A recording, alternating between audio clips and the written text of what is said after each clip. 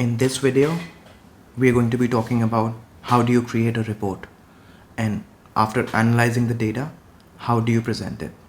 So if you're in for this, let's get into this right now.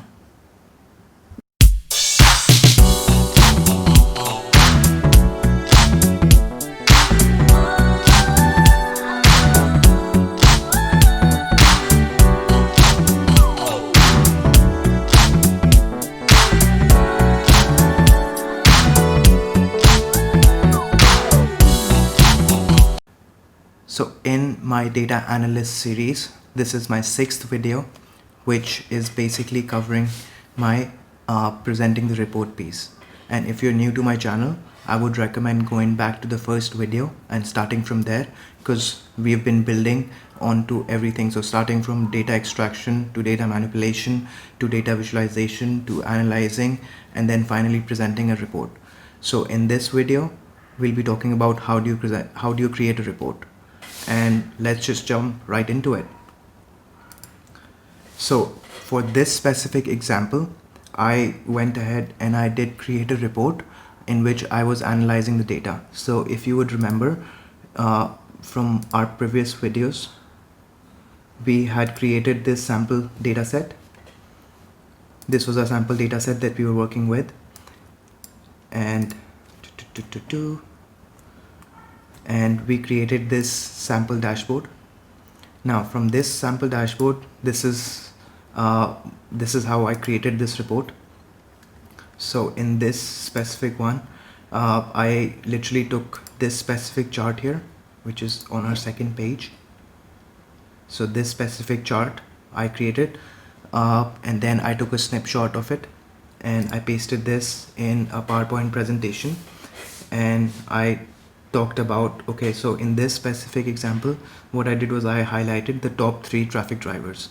So in this case, food, products and people were the top traffic drivers. So clearly you can see most of their sessions were coming from this specific one. So by highlighting this, I'm actually focusing the reader to read these 3 lines specifically. And what I did in the commentary section was basically I went ahead and created little commentary that, okay, what's happening and what's going on. And let's go over to the second page. Now in this page, this is exactly the page that we have here.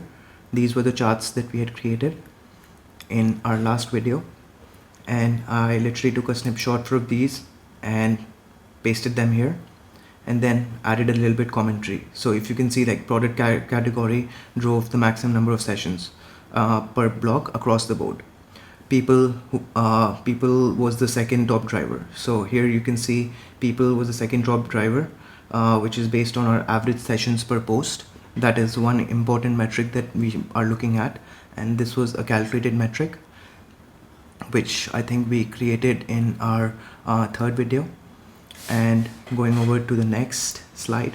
So in this slide, I took a screenshot of here, which is our third slide here, and this is our third slide on our report. And I literally highlighted those same things, that US brought in the maximum number of sessions, a lot of scope in covering the untouched African countries, because you can clearly see there are a lot of countries where sessions were not coming in from, in specifically Africa, but we did get some sessions in Asia and Europe, and a little bit from South America as well. And building connections based on Africans living abroad could be a good idea to connect with those specific people. This is specific example is coming from a blog website for which I am doing the analysis. And then is traffic by country. So in this specific example, I took the screenshot from here,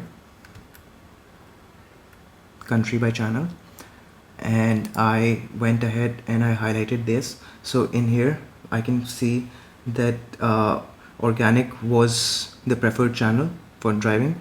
Boosting social media presence will increase the numbers as well. So UK and Canada, because these are English speaking countries, I think, and they were not driving too many sessions, so I think it was a good idea to highlight this point up, that if you're able to drive more sessions from this specific area, that can add value as well.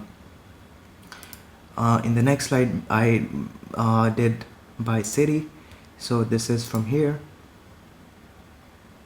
And because there's so many cities in here that are coming up, I took the top performing cities.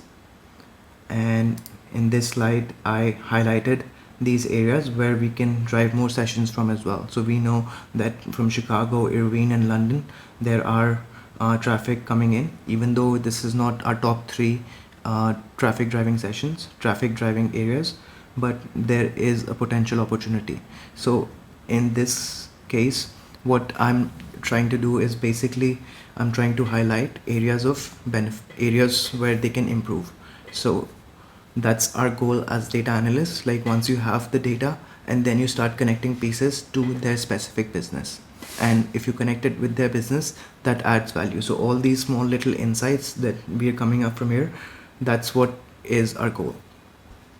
And in this specific example, what I wanted to highlight was that Irvine, the average time per session was very low. So that is again a red flag that people who are coming in, they're not staying on the website for long. So maybe either our content is not that great, or either we're not presenting it well. It could be anything. And then traffic by device, by browser. So this was the cross pivot charts. This is one of my favorite charts, which I love to create. The cross pivots, because it gives you a little bit more deeper insights, because you're connecting 2 different dimensions and then you're analyzing the numbers in it. So you're not just looking at 1 dimension, you're looking in 2 dimensions. And so iPhone users constitute 26% of their entire user base. I think that is again a good insight. And since Safari is used mainly on iPhones, so that's why I came to the conclusion that 26% were iPhone users. So again, this is like the insights that I was talking about, these small little details of how you can connect and come up with these suggestions. And that's the goal of a data analyst, of connecting all these pieces together. So you analyze and then you come up with suggestions. Now in this case, this is the last one. And in this specific one, this is coming from our 6th slide, which is right up here. So this is basically giving us unique page views. Unique page views would eventually be people who have never come to their website, or they've never viewed that page before that. So this is the first time that they viewed the page. There could be, when we're looking at sessions could include one person coming back to the website and looking up the same session, maybe, or the same landing page 2 times, 3 times, 4 times. It'll all get included in that. But when you're looking at unique page views, that is basically telling for that specific page how many unique people watched that. So in that, we are reducing the number of sessions, or the total number that we're looking at, because now we're just looking at how many unique people came in. So there could be times when one person comes in and he comes back again to read the same story, or he comes back to maybe read something else. So in this specific one, I can see one of the insights which I've put up is, like, since they started doing their website thing from July 2019, and we can clearly see there's like an upward moving trend. So this is again an insight that because we've been doing it for a longer time, people are starting to come in more and more now. So this is the time when you actually start putting in. And for March, we didn't have complete March data. That's why that number can be a little bit deceiving. So, but if you would see the overall trend, the trend is going upwards. More and more sessions are coming in. So these are the insights that I'm talking about. That is the job of a data analyst, to bring these small little insights out. And if you want to have like a copy of this report, I am going to put a Google form in the description below. All you have to do is just fill up that form, and I'm happy to send that report to you. So you can also read it on your end whenever you have the time. And I'm also going to put in the description my link to my LinkedIn profile. If you want to connect with me and ask any specific question that you might have regarding your specific data and how you should work with your data, or how you should create your data, I would suggest sending me a connection invite on LinkedIn, and just mention it that, hey, I watched your video on YouTube and I would like to connect with you, and I would be happy to help you out with that specific piece. So if you like this series up till now, this is the top 5 skills. With this video, I'm wrapping up the top 5 skills that you need to become a successful data analyst. And obviously this is not the entirety of it, but if you have a basic understanding of this, you can start building on from there. So the more you work on the data, you'd see different things, you'll get to learn different things. I would be adding more videos on the data analyst series, but now I would be covering that as a data analyst, what are the interview questions that you should be getting or expecting, how you should tackle those interview questions, what is the salary range that you should be expecting. All of that videos would be coming up. I would try to put up a link to those videos up there, and you can have a look at them. And if you have any questions, you can leave a comment below. I would love to answer your questions as well. So thank you very much for watching this series, and have a good day, and I'll see you in my next video. Bye bye.